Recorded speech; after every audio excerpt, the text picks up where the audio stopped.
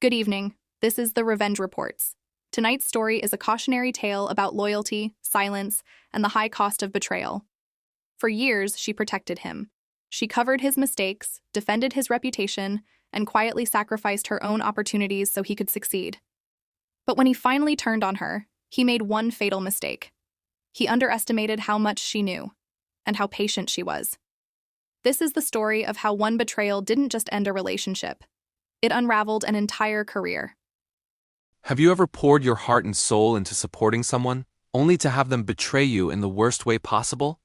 This is the story of how I turned my deepest heartbreak into my biggest triumph. For 5 years, Alex was my everything. I wasn't just his partner. I was his cheerleader, his strategist, his late-night editor. We met at Innovatech, both junior analysts with big dreams. But while I balanced my work with supporting his, he just focused on climbing the ladder. I proofread every report, prepped him for every meeting, and even passed on a project I desperately wanted because he convinced me it was his big break. I thought our success was a shared goal, that we were building a future together. I was so wrong. The signs were subtle at first. A new cologne he started wearing, late nights at the office that didn't quite add up, a sudden secrecy with his phone. I tried to ignore the knot in my stomach, telling myself I was being paranoid. He was just stressed, under pressure for the upcoming senior vice president promotion. He was up against our colleague, David, a solid and respectable guy. Alex insisted he was the frontrunner, and I, of course, believed him. One evening, I was organizing our shared cloud storage, a digital space I had meticulously curated for our work and life. That's when I saw it, a folder mistakenly sensed, named Private. Curiosity, or maybe a desperate need for the truth, made me click. Inside, I found everything. Screenshots of messages, not just with one woman, but several. And the one that shattered my world was with Jessica, marketing. Jessica was new, ambitious, and now I saw, intimately involved with Alex. Their chats weren't just personal, they were professional. He was taking credit for my ideas, passing off my research as his own, and in one message, he even mocked my naivete for helping him so much. He called me his secret weapon he'd soon discard. The pain was physical, a punch to the gut that left me breathless. I wanted to scream, to confront him, to smash everything in sight. But then, as I stared at the screen, a cold, clear thought cut through the rage. He wouldn't get away with this. He wouldn't destroy my career and my heart and just walk away with a promotion he didn't earn. Revenge wasn't enough. I wanted justice. So I began to plan. I didn't say a word. To Alex, I was the same supportive partner, cheering him on as he prepared for the final presentation that would decide the SVP role. He and David were scheduled to present back-to-back in front of the entire executive board, including our CEO. It was the biggest day of his career. He had no idea it was also going to be his last. While he practiced his speech, I was quietly working.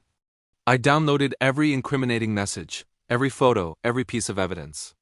I cross-referenced the chats with his work files, highlighting every single idea he had stolen from me. I found the report I had written, which he had submitted with his name on it, and placed my original draft alongside it. I compiled it all into a crisp, undeniable dossier of deceit. I named the file the Alex Project. The day of the presentation arrived. The boardroom was tense with anticipation. I sat in the back, a small, encouraging smile on my face that hid the storm brewing inside. David went first. His presentation was solid, well-researched, and professional. The board looked impressed. He was a tough act to follow. Then it was Alex's turn. He strode to the front, oozing a confidence that made my blood boil. He launched into his presentation, a slick performance built on a foundation of my work. He spoke of his innovative strategies, his market analysis, his vision for the company's future. I watched the CEO, Mr. Harrison, nod along, captivated. My heart pounded. This was it. As he reached his grand finale, a slide titled, "My Vision for Innovatech," he paused for dramatic effect.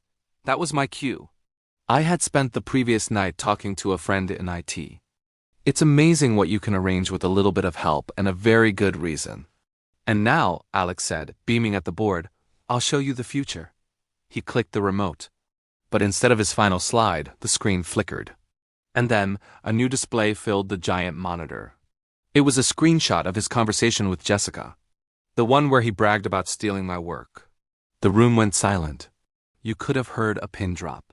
Alex froze, his face draining of all color. He frantically clicked the remote, but the screen didn't change. Instead, it cycled to the next image. Another chat, this time with a different woman, detailing how he'd manipulated project data. Then another, and another. A collage of his lies, his infidelity, his professional fraud, displayed for everyone to see. The final slide was a side-by-side comparison of my original report and the one he had submitted under his name, with my key phrases highlighted in both. Alex stood there, utterly exposed. He stammered, trying to say it was a hack, a technical glitch. But the evidence was overwhelming. Mr. Harrison, our CEO, stood up. His face was like thunder. He didn't even look at Alex. He looked straight at me, in the back of the room. He had always been sharp. He knew my work. He knew what he was seeing was the truth. He simply said, "Alex, security will escort you out. We're done." And just like that, his career at Innovatech was over. The aftermath was a whirlwind. I was called into a meeting with Mr. Harrison and the board. I calmly presented the Alex project in full, explaining the years of work I had contributed and the calculated theft Alex had committed. I didn't need to be emotional. The facts spoke for themselves. 2 weeks later, an announcement was made. The new senior vice president was not David, it was me. Mr. Harrison said the board was impressed not only by my long-standing contributions, but also by my courage and integrity. David was the first to congratulate me, shaking my hand with genuine respect. Standing in my new office, the one that should have been Alex's, I didn't feel vengeful. I felt powerful. I hadn't just exposed a liar. I had reclaimed my own narrative. I had turned the deepest betrayal into my greatest career move. Sometimes the best way to get over someone is to get promoted over them. So if you're ever underestimated or betrayed, don't just get mad. Get even and then get everything you deserve.